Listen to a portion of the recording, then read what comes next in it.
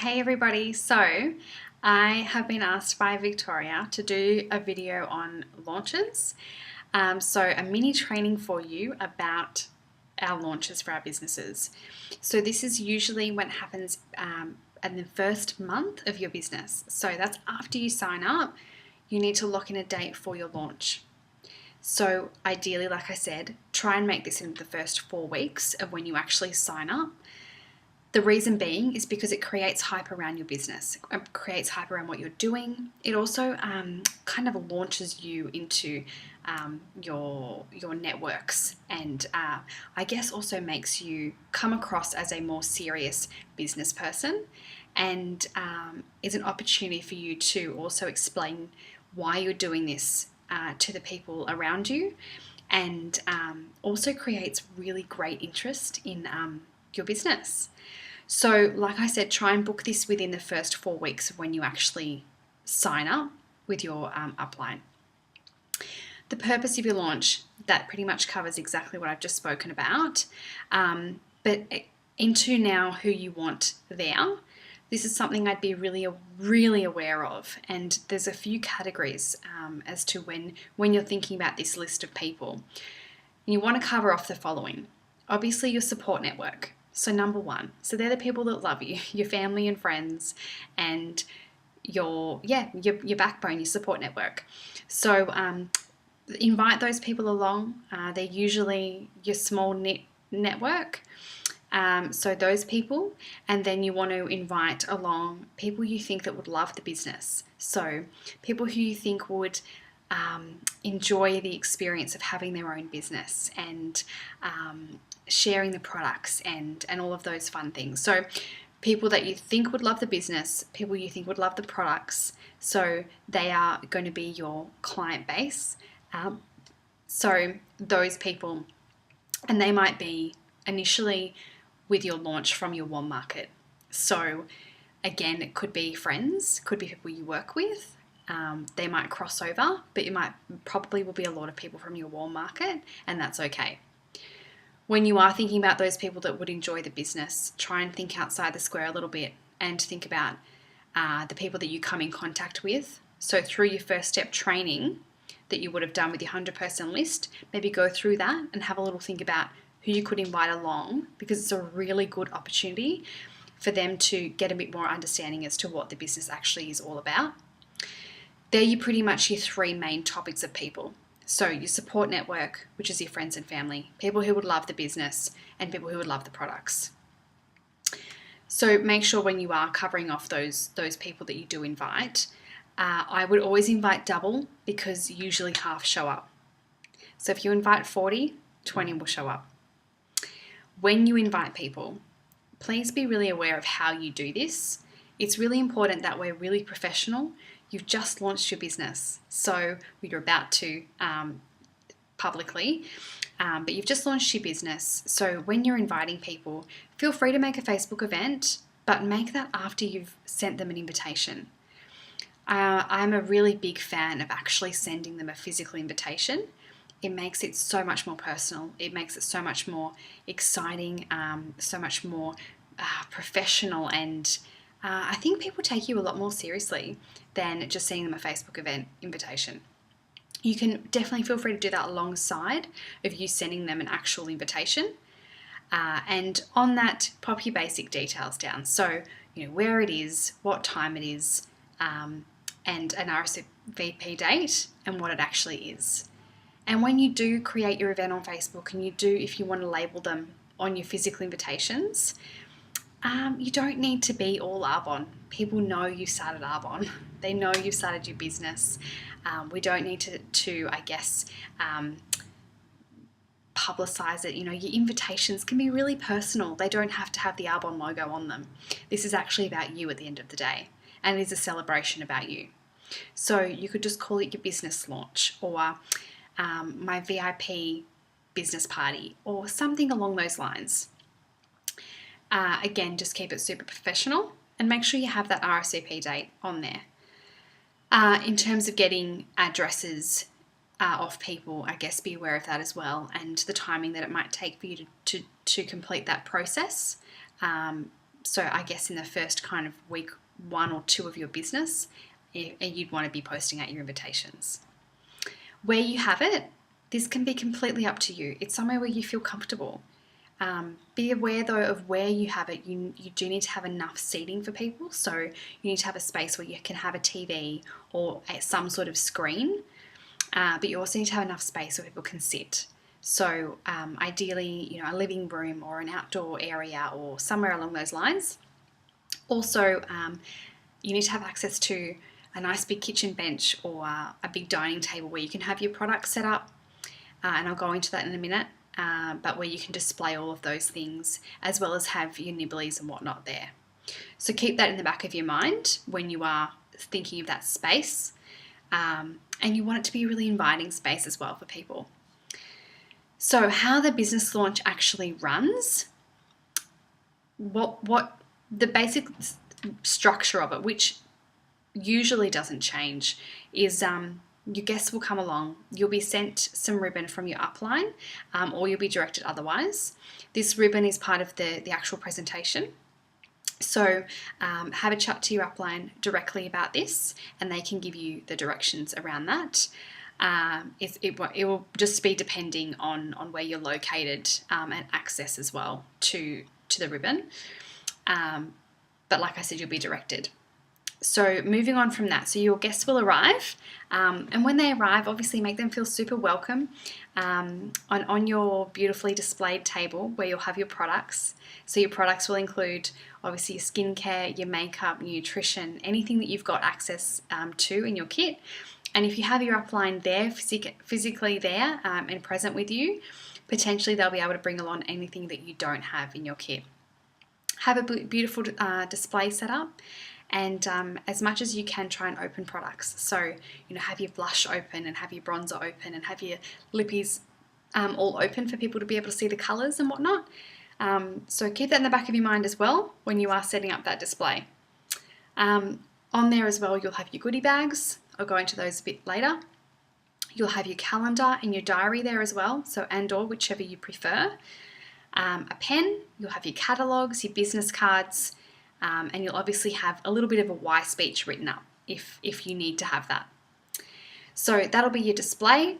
Your guests will arrive, you'll offer them a drink, like I said, and in terms of what to have there in that space, I would have your fizz sticks, of course, and you can display these however you wish. A lot of girls like to do the little fizz stick shots in little shot glasses. You might like to do the hydration as a jug there. You can pour yourself a cup of that. You might like to have some of the herbal tea made up with some cucumber and deliciousness in there and some sort of kind of like a little bit like a punch. You might like to have the fizz sticks in champagne glasses. Whatever you wish to do, try and utilise those products as much as possible. You might like to make some protein balls. You might like to have the protein bars chopped up. I saw one of their NVPs chopped them up, popped them in the freezer, and they were like little frozen treats. So that might be another idea for you. And or any other snacks. So try and keep it healthy. We are promoting wellness and taking care of ourselves inside and out. So, I guess be really conscious of what you are putting out for people to eat, and maybe stick more towards your organic and healthy products. So the other couple of things I would say is feel free to have wine there or alcoholic beverages. That's personal preference. Not everyone does, and when you do have a toast, there is that option there where you could utilise that, have a fizz stick instead. Make sure you always have juice and water available as well, just for those people who like those other options. Always encourage them to have a fizz stick though if they do like juice. So offer them a drink, something to nibble on. Wait till everybody arrives. It usually takes about half an hour for people to actually show up. So you might say 2 o'clock. They're all there by 2:30, ready to go. Aim to actually start the presentation half an hour after your invitation says. Most likely your upline will be there, or you'll have them on Zoom, wherever you're located, of course. And then ask everybody to grab their drink, take a seat, get comfortable. Grab something to eat. We're gonna have a short presentation, so just tell people what's happening, get them all to take a seat, and then that's a really good opportunity for you to introduce yourself. So there might be some extras there. You might have a girlfriend who's brought along a friend. Make sure you introduce yourself. You know, I'm Olivia. I'm a brand new independent consultant with Arbonne. Thank you so much for coming today to my very special business launch, something along those lines. I'd like to introduce you to my upline, Victoria McHugh. Gosh, this all feels too real. I did do this a couple of years ago. So yeah, make sure you introduce whoever your upline is on Zoom or in person. And if there's some other members of your team there, so you know, if you've got couple of people on your team, or they might not be direct to you, let people know that there's some other people here as well from our team. And then basically you'll get up and you'll do your why. So your upline will ask you to tell them a bit about why you started the business. You might go first, or your upline might go first and tell their why. I find it works best if you go first. It gets your nerves out of the way. So tell your why story, and then you'll cut the ribbon. So that's a really exciting part, and that's why I spoke about the ribbon before. So make sure you've got a pair of scissors handy. And I just find it's really nice to do that little introduction about why you started the business. It's about then opening the doors to your business and cutting the ribbon. You'll have on either end some people in your life that are most important to you. So it might be some of your family members, your partner, whoever, your best friend. So have them nearby, and maybe let them know beforehand that you're going to get them up to do that. Make sure you've got some people around with some cameras or phones or whatever, so you can get some photos of you doing that, because it's a really special moment. And then your upline will ask you to take a seat, get comfortable, and they're going to run the presentation. The presentation, as most of you would have seen, it's a little bit like the DA's. So it goes for about, say, 20-25 minutes, depending on the upline and their stories. So it'll go for about that long, and then at the end they'll say thank you for everybody for coming, and as part of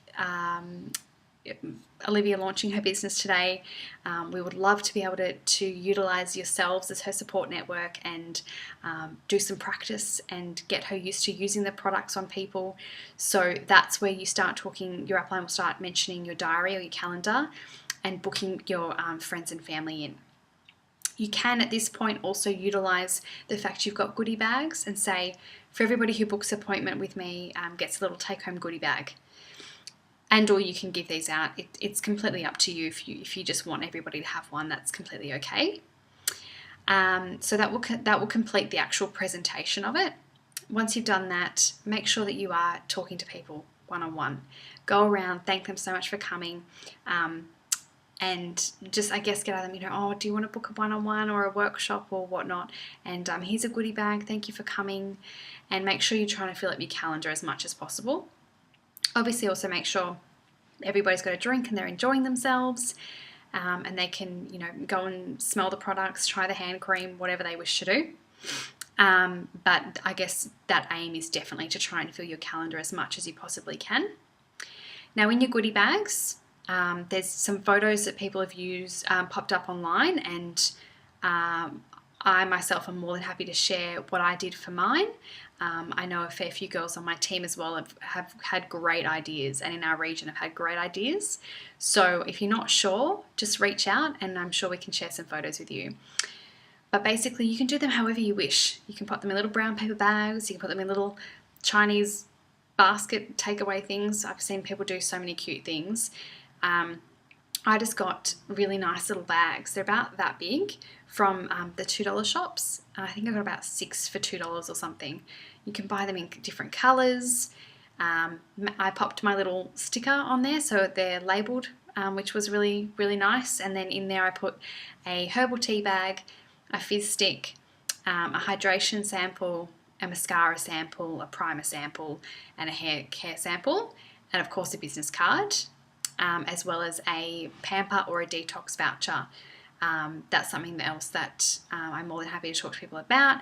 It's not essential though, so don't worry about that too much. Make sure you've got your business card in there though.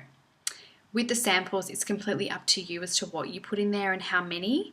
We're definitely aware they can be a little bit expensive, especially your mascara samples. So you can put one thing in there, The tea is pretty cheap, guys, so make sure you pop one of those in there. We also like to put a Ferrero Rocher in there, and reason being is because they are Swiss. So pop a chocky in there and maybe a thank you card if that's something you'd like to do for your guests. So that pretty much covers the whole launch side of things. And in terms of the follow-up though, this is where you can actually build your business. So if there were people, you invited the 40 people, you had the 20 show up, you have 20 people you can follow up with. Pop their names down, make sure you've got them written out. And that's when you go and contact them individually and say, I know you couldn't make it to my launch. I wanted to touch base with you and see if I could offer you a pamper session and bring along your goodie bag. I have a goodie bag for you, and I'd love to just catch up and obviously share the products with you, or however you want to utilize that experience. If they're a really good friend and they're not really interested in the products, maybe you can just drop a goodie bag off and a catalogue and some business cards or something. So utilize it however you need to, but the opportunity is there. So make sure you grab it with both hands. Say you have a goodie bag for them. So make sure you do up a couple of extras. It's always nice to have a few extras anyway. You usually have an opportunity where you can give one to someone. So keep that in the back of your mind when you are doing them up. And with your follow-up, make sure it's a week after. So within that week after you've done your launch, don't leave it any longer than that. Any longer and it's kind of old news. No one really cares. No one wants a goodie bag. So keep it really pointed. I would do it kind of 2 days after the launch latest. I'd be contacting those people.